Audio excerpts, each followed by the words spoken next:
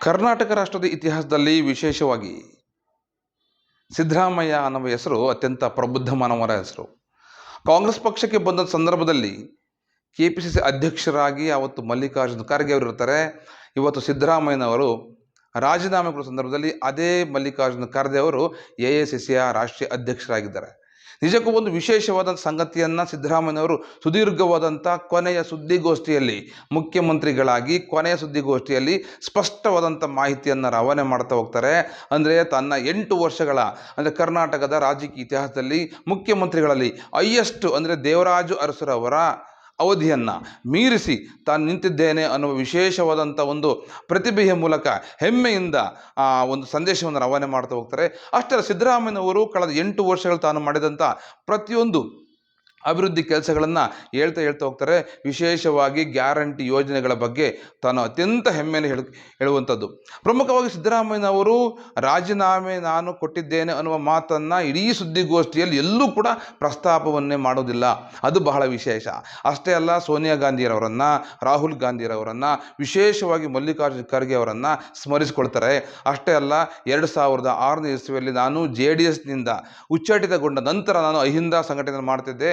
ಆ ಸಂದರ್ಭದೊಟ್ಟಿಗೆ ಬಂದಂಥ 6 ಜನ ಶಾಸಕರು ಬಂದಿದ್ದರು. ಅವಾಗ ಇವತ್ತು 6 ಜನ ಶಾಸಕರು ನನ್ನ ಇಲ್ಲ, ಅವರೆಲ್ಲರೂ ಕೂಡ ಅಗಲಿದ್ದಾರೆ ಅನ್ನೋವನ್ನು ಕೂಡ ಸ್ಮರಣೆ ಮಾಡ್ಕೊಳ್ತಾ ಸಿದ್ದರಾಮಯ್ಯನವರು ಮಾತನ್ನು ಹೇಳ್ಕೊಂತ ಬರ್ತಾರೆ.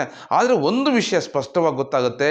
ಸಿದ್ದರಾಮಯ್ಯನವರ ಬಲಭಾಗದ ಸುದ್ದಿಗೋಷ್ಠಿಯಲ್ಲಿ KPCC ಅಧ್ಯಕ್ಷ DK ಶಿವಕುಮಾರ್ ಇದ್ದರೆ, ಎಡಭಾಗದಲ್ಲಿ ಗೃಹ ಸಚಿವ ಡಾಕ್ಟರ್ G ಪರಮೇಶ್ವರ್ ಇರ್ತಾರೆ. ಅಧಿಕೃತವಾಗಿ ಪತ್ರಕರ್ತರು ಯಾರು ಮುಖ್ಯಮಂತ್ರಿ ಅಂತ ಕೇಳಿದರೂ ಕೂಡ ಎರಡೂ ಕಡೆ ಕೈ ತೋರಿಸ್ದಂಗೆ ಆಯಿತು, ನಾವು ಶಾಸಕಾಂಗ ಸಭೆಯನ್ನು ಮಾಡ್ತೇವೆ, ಶಾಸಕಾಂಗ ಸಭೆಯಲ್ಲಿ ಯಾರನ್ನು ಆಯ್ಕೆ ಆಗ್ತಾರೋ ಅವರು ಮುಂದಿನ ಮುಖ್ಯಮಂತ್ರಿ ಆಗಿ ನಾವು ಇದನ್ನು ಮಾಡ್ತೇವೆ ಅನ್ನೋ ಮಾತನ್ನು ಕೂಡ ಹೇಳ್ತಾ ಹೋಗ್ತಾರೆ. ಅದೇನಾಗಲಿ, ಸಿದ್ದರಾಮಯ್ಯನವರು ತನ್ನ ಸಮುದಾಯ ಅಷ್ಟೇ ಅಲ್ಲ, ಇಡೀ ಅಹಿಂದ ಸಮುದಾಯವನ್ನು ಕಟ್ಟಿಕೊಂಡು ಯಶಸ್ವಿಯಾದಂಥ 8 ವರ್ಷಗಳ ಆಳ್ವಿಕೆ, ರಾಜಕೀಯ ಆಡಳಿತವನ್ನೆಲ್ಲವನ್ನು ಮಾಡಿದರೂ ಕೂಡ ಕೊನೆ ಹಂತಕ್ಕೆ ಅವರ ಭಾವನೆಗಳನ್ನು, ಭಾವೋದ್ವೇಗವನ್ನು ಅವರು ವ್ಯಕ್ತಪಡಿಸ್ತಾ ಹೋಗುವಂಥದ್ದು ನಿಜಕ್ಕೂ ಬಹಳ ದೊಡ್ಡ ದುರಂತ ಅಂತ ಕೂಡ ಕೆಲವು ಒಂದು ವಿಮರ್ಶಕರು ಹೇಳ್ತಾ ಹೋಗ್ತಾರೆ. ಹೆಂಗೆ ಅಂತಂದರೆ, ಒಂದು ಕಡೆ ಇಂಥದ್ದೊಂದು ಬಹುದೊಡ್ಡ ಪ್ರತಿಭೆಯನ್ನು ಪದತ್ಯಾಗ ಮಾಡುವಂಥದ್ದೊಂದಿದೆಯಲ್ಲ, ಅದು ಬಹಳ ದೊಡ್ಡ ವಿಷಯ. ರಾಜೀನಾಮೆ ಕೊಡಿಸೋದಿದ್ದಿಲ್ಲ, ಅದು ಬಹಳ ದೊಡ್ಡ ವಿಷಯ.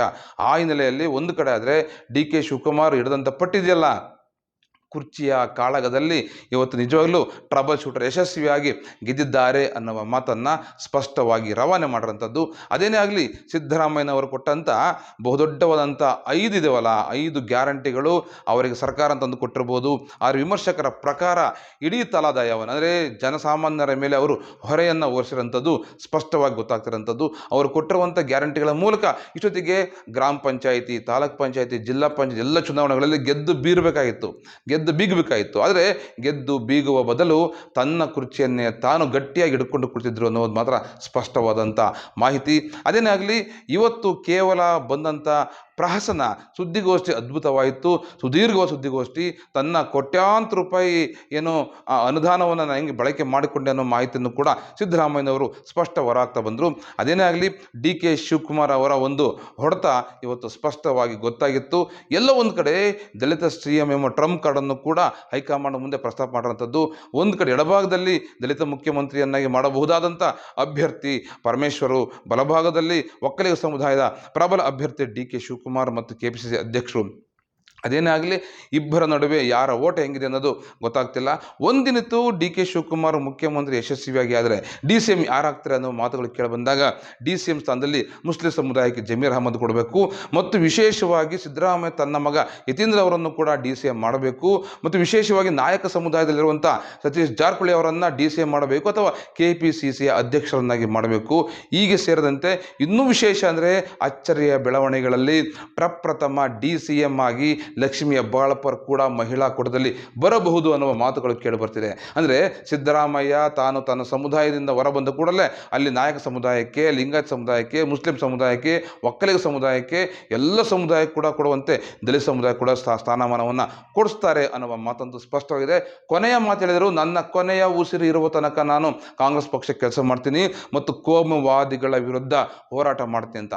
ಅದೇನೇ ಆಗಲಿ, ಸಿದ್ದರಾಮಯ್ಯನವರು ರಾಜ್ಯಸಭೆಗೆ ಹೋಗಬೇಕು ಅನ್ನುವ ಮಾತನ್ನು ಹೈಕಮಾಂಡ್ ಅಂತ ಸ್ಪಷ್ಟವಾಗಿ ತಿರಸ್ಕಾರ ಮಾಡಿರೋಂಥದ್ದು. ಆದರೆ ಸಿದ್ದರಾಮಯ್ಯ ರಾಜ್ಯಸಭೆಗೆ ಹೋಗಲಿಕ್ಕಿಲ್ಲ, ರಾಜ್ಯಪಾಲರಂತೂ ಹಾಗೆ ಆಗ್ತಾರೆ ಅನ್ನುವ ಅಭಿಪ್ರಾಯ ಇದೆ. ಕೊನೆಯ ಹಂತಕ್ಕೆ ಈ ರಾಜ್ಯದಲ್ಲಿ ಆಳ್ವಿಕೆ ಮಾಡಿರುವಂಥ ದೇವರಾಜ ಅರಸು, ಬಂಗಾರಪ್ಪ, ದೇವೇಗೌಡ, ರಾಮಕೃಷ್ಣ ಹೆಗಡೆ ಸೇರಿದಂತೆ ಅನೇಕ ಘಟಾನುಘಟಿಗಳ ಜೊತೆಗೆ ಕೆಲಸ ಮಾಡಿದಂಥವ್ರು ಯಾರು ಸಿದ್ದರಾಮಯ್ಯ. ಯಾಕೆಂದರೆ ಜನತಾ ಪರಿವಾರದಿಂದ ಜೊತೆಗೆ ಬಂದಂಥವ್ರು, ಬೊಮ್ಮ ಜೊತೆ ಕೆಲಸ ಮಾಡಿದಂಥವ್ರು. ಆದರೆ ಇವತ್ತು ಕೋಮುವಾದಿಗಳ ವಿರುದ್ಧ ತೊಡೆತಡ್ತಿರೋಂಥದ್ದು ಅತ್ಯಂತ ಪ್ರಬಲವಾಗಿರುವಂಥ ಮಾತು. ಅದೇನೇ ಆಗಲಿ, ಸಿದ್ದರಾಮಯ್ಯನವರು ಅವರು ಇವತ್ತಿನಿಂದ ಮಾಜಿ ಮುಖ್ಯಮಂತ್ರಿಗಳಾಗಿದ್ದಾರೆ. ಮುಂದಿನ ಮುಖ್ಯಮಂತ್ರಿ ಆಯ್ಕೆ ನಂತರ ಇವರ ಪಾತ್ರ ಹೆಂಗಿರುತ್ತೆ, ಹೈಕಮಾಂಡ್ ಅಲ್ಲಿ ಸಿದ್ದರಾಮಯ್ಯನವರು ಕೂಡ ಒಬ್ಬರಾಗಿರ್ತಾರೆ ಅನ್ನುವ ಮಾತು ಎಲ್ಲ ಕಡೆ ಕೇಳ ಬರ್ತಾ ಇದೆ. ಇದು ಇವತ್ತಿನ ವಿಶೇಷ. ನಮಸ್ಕಾರ. ನಾನು ಮಾತೇಶ್ ಅರಸ್.